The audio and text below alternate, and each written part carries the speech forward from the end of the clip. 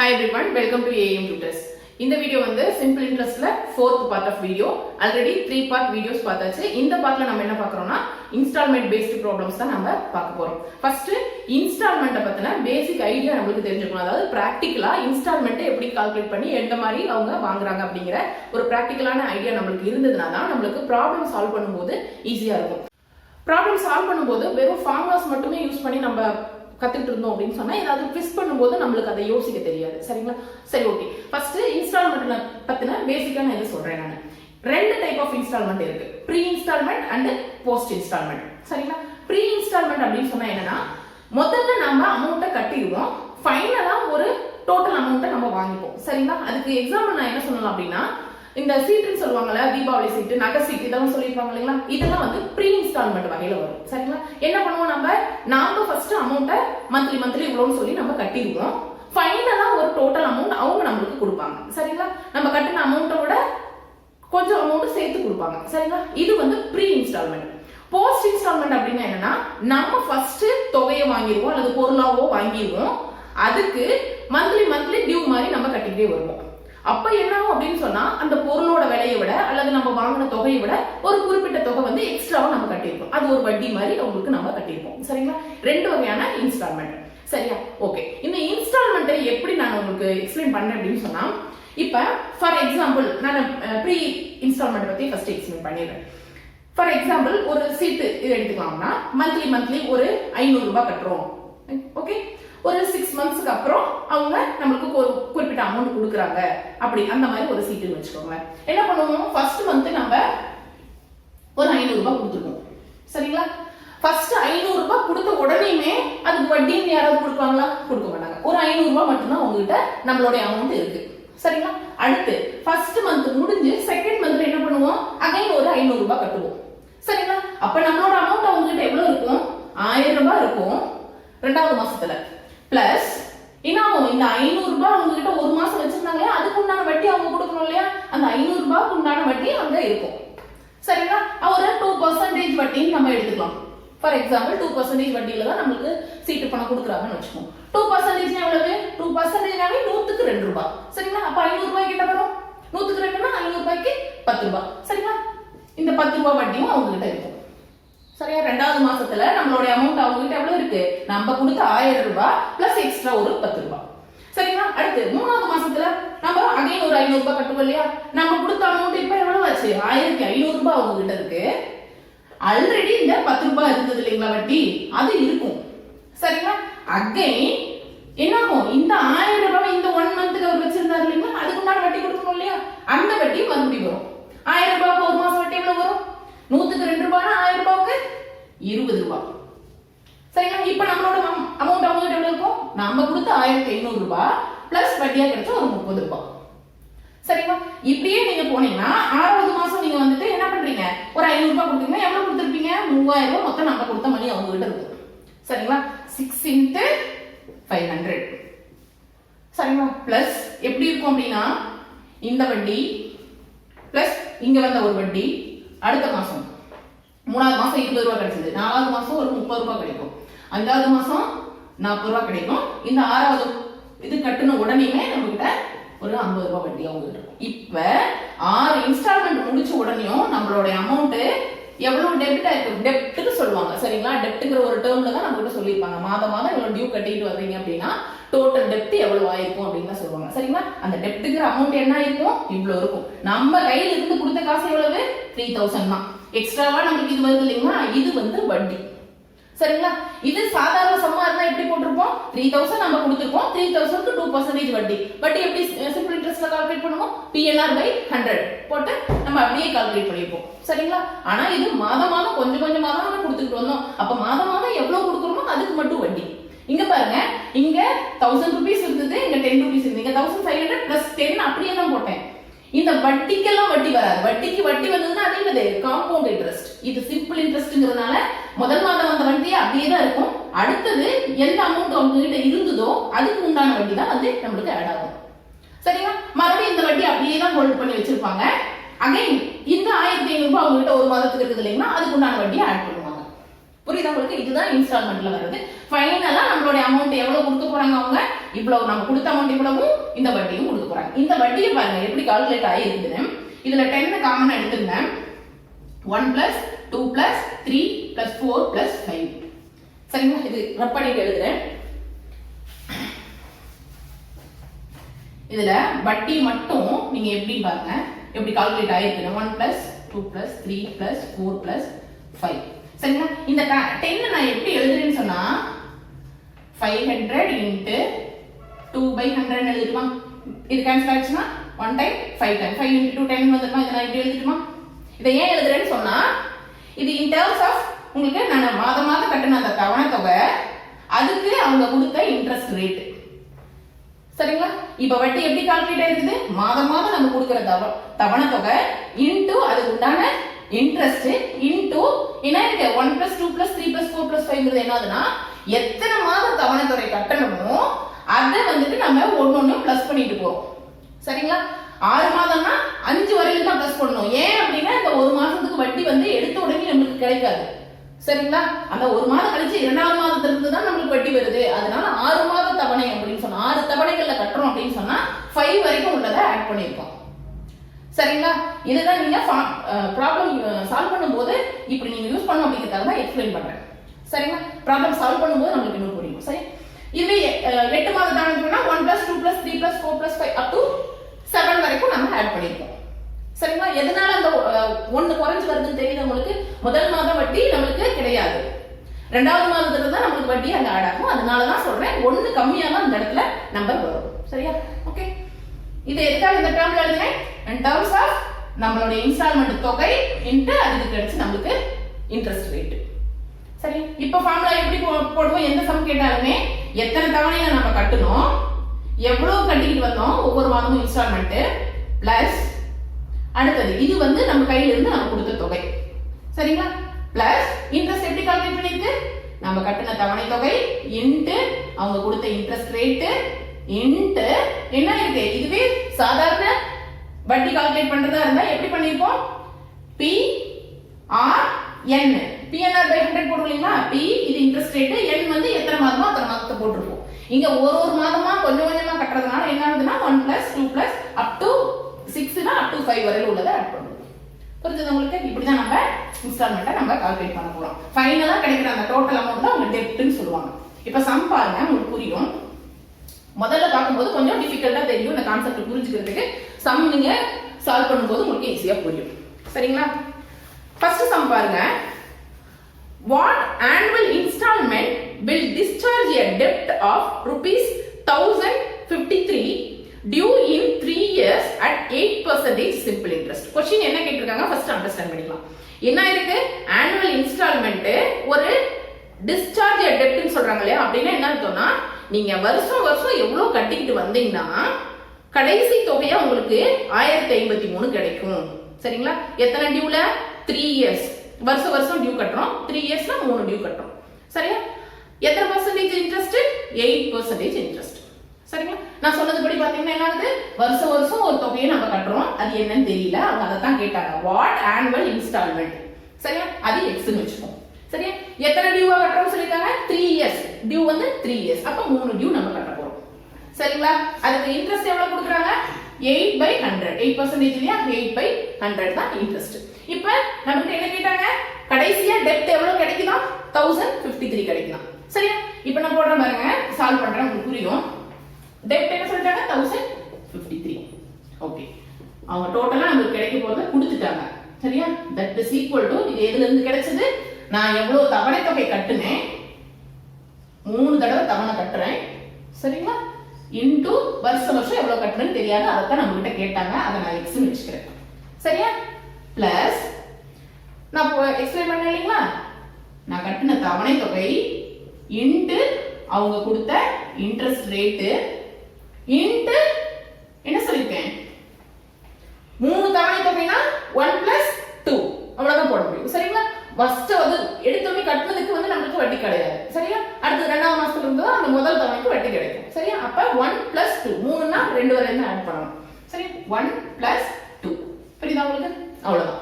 இப்படி இந்த மாதிரி கால்குலேட் பண்ணி தான் நமக்கு 1053 வந்ததுன்னு சொல்றாங்க. அப்ப வருஷம் வருஷம் நான் எவ்வளவு கட்டனேங்கறத கண்டுபிடிக்கணும். சரி, இப்போ பாருங்க 3x plus 1 plus 2 என்ன 3 3 into 8 24x by 100. சரிங்களா?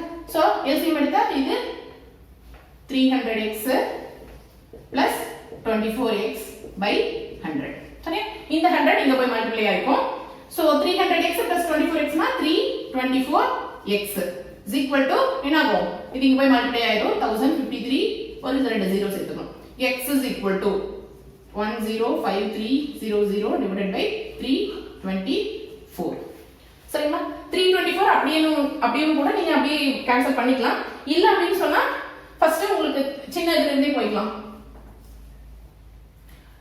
4 அளவு பண்ணிக்கலாம். 8 1 இது 2 times again ஒரு 6 times again 3 times 2 times 5 times again 81 அப்படியேவும் கூட நீங்க கேன்சல் பண்ணிக்கலாம். கேன்சல் பண்ணீங்கன்னா உங்களுக்கு என்ன ஆன்சர் வரும் அப்படினு சொன்னா 325 வரும். நீங்க கேன்சல் பண்ணி பாருங்க.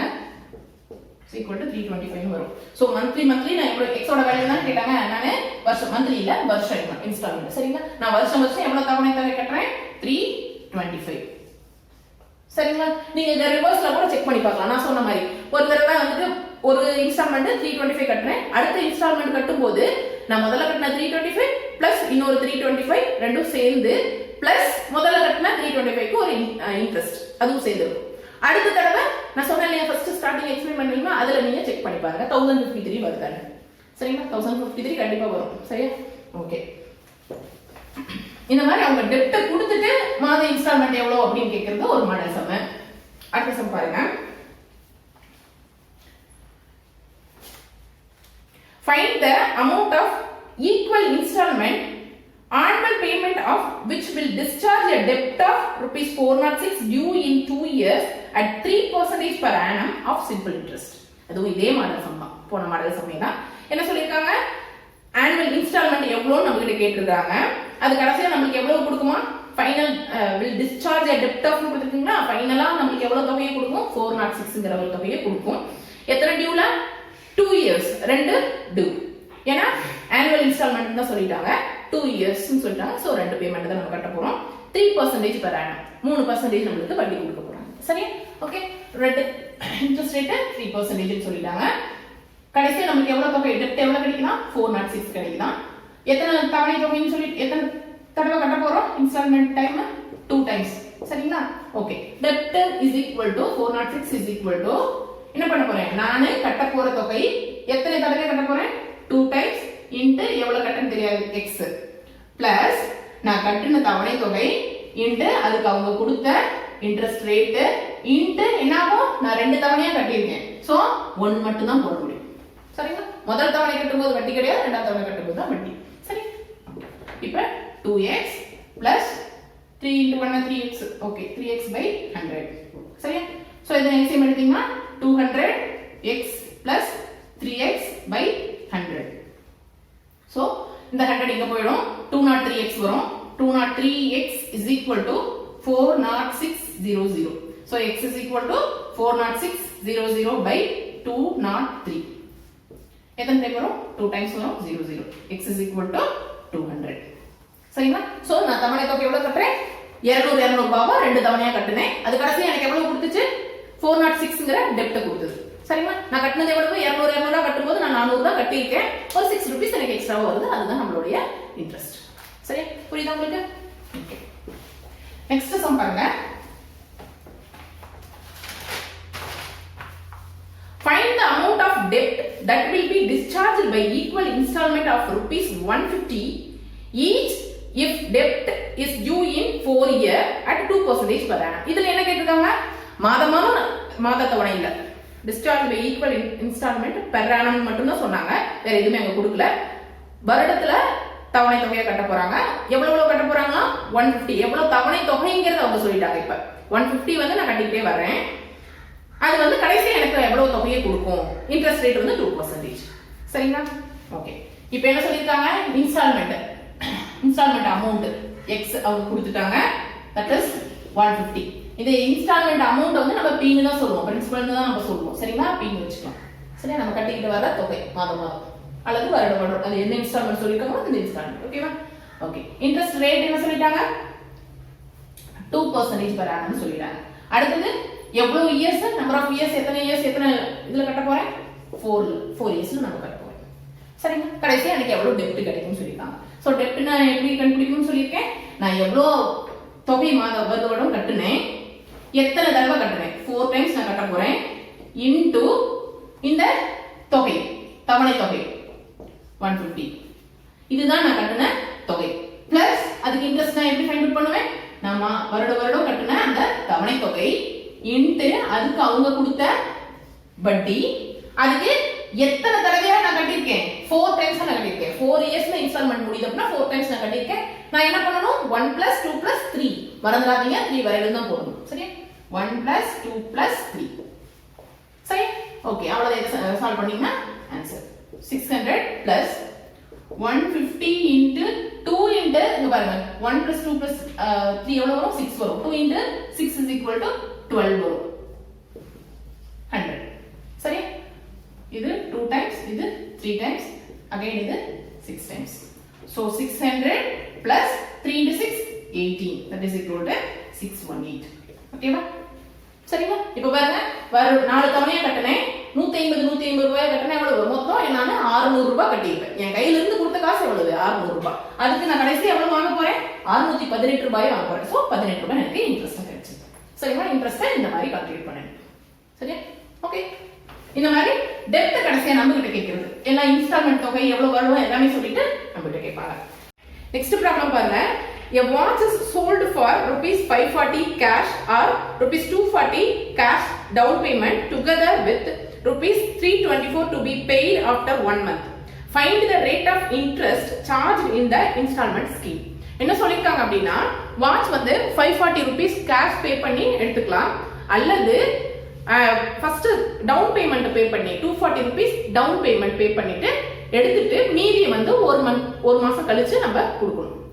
சரிங்களா? இது என்னது? Post installment method. என்ன பண்ண போறோம்? ஃபர்ஸ்ட் நம்ம பொருளை வாங்கிக்க போறோம், நம்ம தவணை தொகையில மீதியை நம்ம கட்ட போறோம். சரிங்களா? ஓகே. டவுன் பேமெண்ட்னா என்னன்னு தெரியுது இல்லைங்களா? அந்த பொருளை நம்ம வாங்கும் போது ஒரு பேமெண்ட் கொடுத்துருப்போம் இல்லைங்களா? அதுதான் டவுன் பேமெண்ட். எடுக்கும் போது ஒரு அமௌண்ட் நம்ம கட்டிட்டோம் அப்படின்னு சொல்லிட்டா நம்மளுடைய கடன் எவ்வளவு இருக்கும்? அது போக மீதி தான் நம்மளுக்கு கடனா இருக்கும், அதுக்கு தான் நம்ம வட்டி கட்டுவோம். சரிங்களா? மாதம் மாதம் குறிப்பிட்ட தொகை கட்ட கட்ட என்ன ஆகும்? நம்மளுடைய வாங்கின தொகை, அசல் தொகை என்ன அப்படியே குறைஞ்சிக்கிட்டே வரும். சோ குறைவான வட்டி நம்ம கட்டிக்கிட்டே வருவோம், மாதம் மாதம் குறையும். சரிங்களா? இது போஸ்ட் இன்ஸ்டால்மெண்ட்ல. இப்ப பாருங்க, வாட்சோட விலை என்னது? 540. சரிங்களா? நான் டவுன் பேமெண்ட் எவ்வளவு பே பண்ணிட்டேன்? ₹240 பே பண்ணிட்டேன். சரிங்களா? சோ என்ன இருக்கும் மீதி? என்னுடைய அமௌண்ட் ₹300 தான் நான் இன்னும் கொடுக்கணும். சரிங்களா? இதுதான் என்னுடைய கடன் தொகை. பட் நான் என்ன பண்ண போறேன்? ஆஃப்டர் 1 month 324 கட்டணும்னு சொல்றாங்க. சரிங்களா? எதனால அப்படின்னா, ஒரு மாதம் கழிச்சு தானே நான் கட்டுறேன், அதுக்கு ஒரு வட்டி நான் கொடுக்கணும் இல்லைங்களா? எவ்வளவு அதிகமா கட்டினேன்? 24 தான் கட்டினேன். சோ இந்த 24 தான் வட்டி. சரிங்களா? எவ்வளவுக்கு? 300. சோ பிரின்சிபல் அமௌண்ட் 300, அதுக்கு நான் கொடுத்த வட்டி எவ்வளவு? 24. எவ்வளவு நாள் கழிச்சு? 1 month கழிச்சு. சோ ரேட் ஆஃப் இன்ட்ரெஸ்ட் என்ன நம்ம கிட்ட கேக்குறாங்க. சரிங்களா? நார்மல் PNR/100 மெத்தடை கண்டுபிடிச்சிடலாம் இல்லைங்களா? சோ சிம்பிள் இன்ட்ரெஸ்ட் கிடைச்சிருச்சு, நான் வாங்கின கடன், எனக்கு இருக்கிற கடன் என்னன்னு தெரிஞ்சிருச்சு, அத 1 monthல நான் கட்ட போறேன். எவ்வளவு ரேட் ஆஃப் இன்ட்ரெஸ்ட்? சரிங்களா? நம்ம மந்த்லி இன்ட்ரெஸ்ட் நம்ம இதுல கண்டுபிடிச்சா போதும். ஏன்னா நம்மளுடைய சம்ல அவங்க எதுவுமே மென்ஷன் பண்ணல. சரிங்களா? ஆனுவல் ரேட் ஆஃப் இன்ட்ரெஸ்ட் கண்டுபிடிங்க அப்படிலாம் எதுவும் சொல்லல. ஆனுவல் ரேட் ஆஃப் இன்ட்ரெஸ்ட்னு கேட்டிருந்தாங்கன்னா இந்த 1 month நீங்க இயருக்கு கன்வெர்ட் பண்ணணும். எப்படி பண்ணுவீங்க? 1/12 போட்டா அது இயருக்கு கன்வெர்ட் ஆயிடும். பட் அவங்க அப்படி எதுவுமே கேட்கல. எவ்வளவு இன்ட்ரெஸ்ட்ல நம்ம கட்டணும் அப்படின்னு தான் கேக்குறாங்க. சோ இன்ட்ரெஸ்ட் 24, அதுதான் interest. Simple interest is equal to PNR/100 இல்லைங்களா? P எவ்வளவு? என்னோட கடன் தொகை 300 இன்டு n எவ்வளவு? 1 month இன்டு r நமக்கு தெரியாது by 100. சரிங்களா? இது வந்து 3 டைம்ஸ். இது இங்க போனா டிவைட்ல போய்டும். So 24/3 is equal to r. r என்னது? 8%. ரேட் ஆஃப் இன்ட்ரெஸ்ட் எப்பவுமே இப்படி பெர்சன்டேஜ் தான் மென்ஷன் பண்ணுவோம். பெர்சன்டேஜ்ல ஏன் மென்ஷன் பண்றோம்? 100க்கு இவ்வளவு அப்படின்னு சொல்றதுக்காக. சரியா? இதுதான் இந்த போஸ்ட் இன்ஸ்டால்மெண்ட் மாடல் சம். நான் இந்த வீடியோல சொல்றது எல்லாமே பேசிக் மாடல் சம் தான். சரிங்களா? இதுல இன்னும் காம்ப்ளிகேட்டடான சம்ஸ் எல்லாம் இருக்கு. ஃபர்ஸ்ட் இது தெரிஞ்சதுனா தான் இந்த சம்ஸ் நம்ம சால்வ் பண்ண தெரிஞ்சதுனா தான் அந்த காம்ப்ளிகேட்டடான சம்ஸ் எல்லாம் நம்ம ட்ரை பண்ண முடியும். சரிங்களா? ஓகே.